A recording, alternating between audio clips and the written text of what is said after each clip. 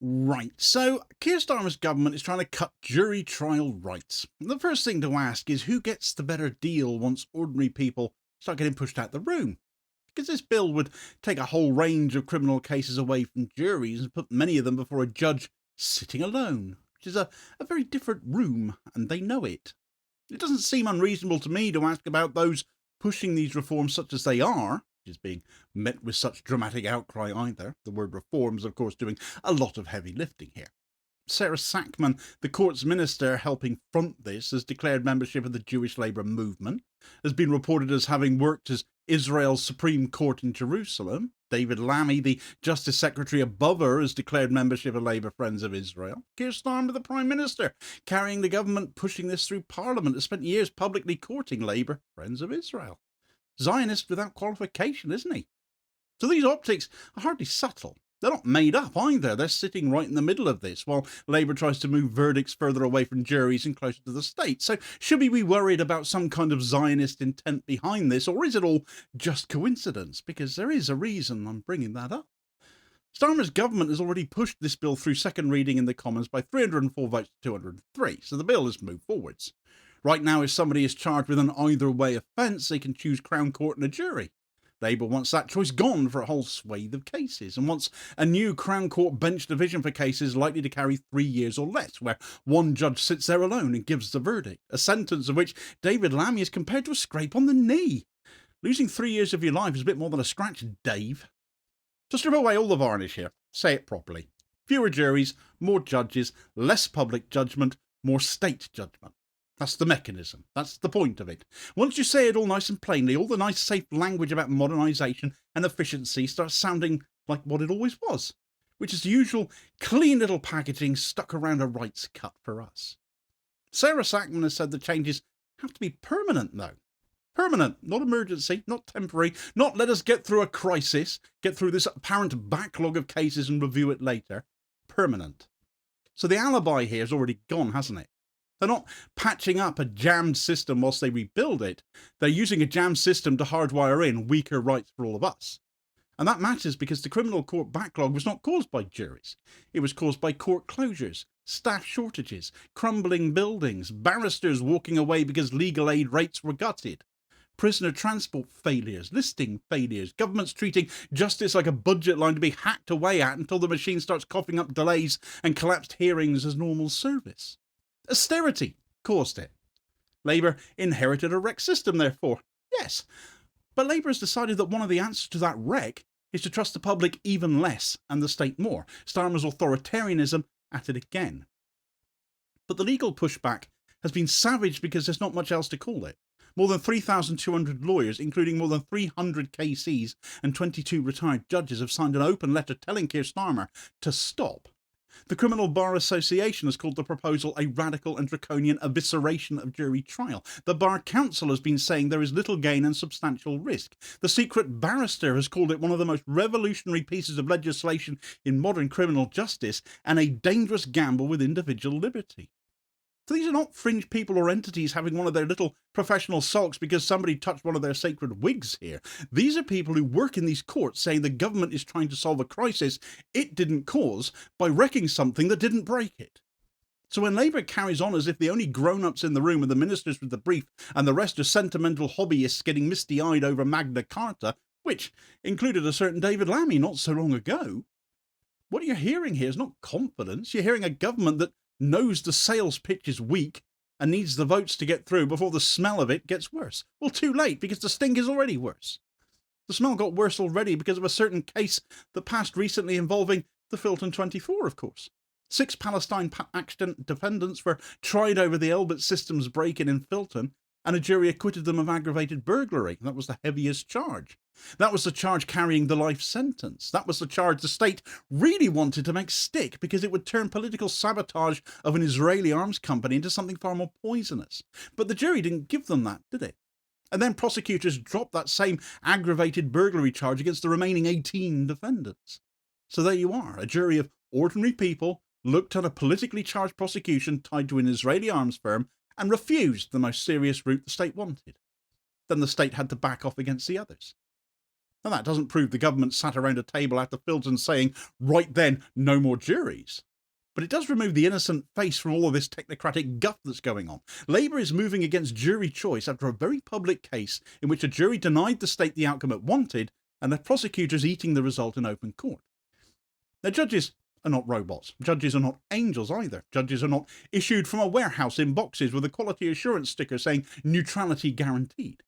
They're people, like all of us, just like all of us. We all have our inherent biases and leanings. They're formed by institutions and promoted inside institutions. Working inside institutions, they are shaped by their environment and experiences. And if one person sits alone to decide guilt, whatever instincts or habits or biases or deferences they bring into that room, all of a sudden have a lot more room to breathe than they do inside a panel of peers. A jury can be wrong, of course it can. A jury can be prejudiced, a jury can be lazy or confused or tired or frightened, all the rest of it.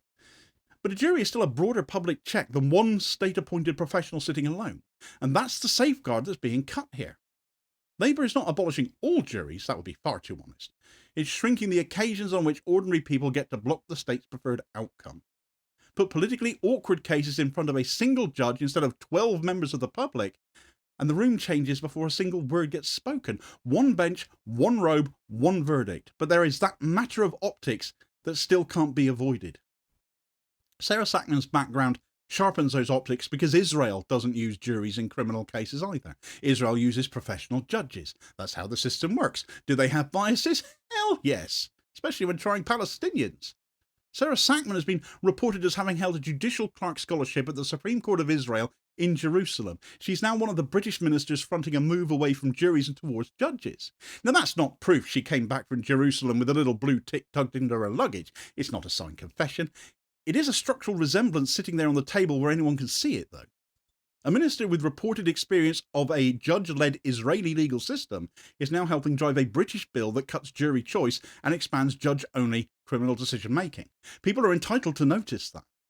More than entitled, they would be half asleep not to. David Lammy's own politics makes it worse because this is not some anonymous official buried 3 layers down inside the Ministry of Justice. David Lammy's declared interests include Labour Friends of Israel. Sarah Sackman's declared interests include Jewish Labour Movement. Keir Starmer spent years making very public gestures to Labour Friends of Israel, speaking at its events, praising its role, wrapping himself in language designed to reassure that part of Labour's network that he is safe, reliable, and not about to wander off into anything resembling independence. He's already burned himself into public memory over Gaza by telling LBC in 2023 that Israel had the right to withhold power and water from Gaza. He later tried to soften that, because of course he did. But the words were already out. The words count when you're trying to work out whose instincts are operating when pressure arrives. So no, the piece does not need to claim a secret Zionist master plan behind the Courts and Tribunals Bill. It doesn't need to. The undercurrent sits there in the personnel, in the affiliations, in their records, in their reflexes, in the direction of travel. And Sackman has shown those reflexes elsewhere too. She's attacked the Al-Quds march that was due to be held this weekend before the Home Secretary Shabana Mahmood banned it, and talked about people expressing support for the Iranian regime and its proxies having no place in British society. She's been criticised for calling the bombing of that girls' school in Iran, where 165 children were killed, as the realities of war, while refusing to call it a war crime, even with evidence and investigation pointing towards US responsibility. If it had been 165 Israeli kids, would her response have been the same? Al-Quds Day marks the end of Ramadan, and in London has traditionally been used to promote Palestinian rights. It's vile to call it a pro-Iranian march, as so much of the media and politicians like Sackman have implied. It is a vile fact that it has been cancelled at the behest of the Met Police fearing violence, especially with so many parties, not least Labour, ramping up anti-Muslim rhetoric, fanning the flames of such fears. But that is the same minister now helping push a bill that narrows the public check inside criminal justice, so you can stop pretending these are disconnected dots spread across a blank page, because they aren't. What sits underneath is a governing instinct that reaches for state force quickly when the target is Palestine-linked protest, Iran-linked protest, as Sackman has alleged, or any politics treated as contaminating what passes for their perversion of respectability now. And then the same people turn up asking for fewer juries and more judges, and somehow everyone's expected to blink politely and discuss this as if nothing smells decidedly off.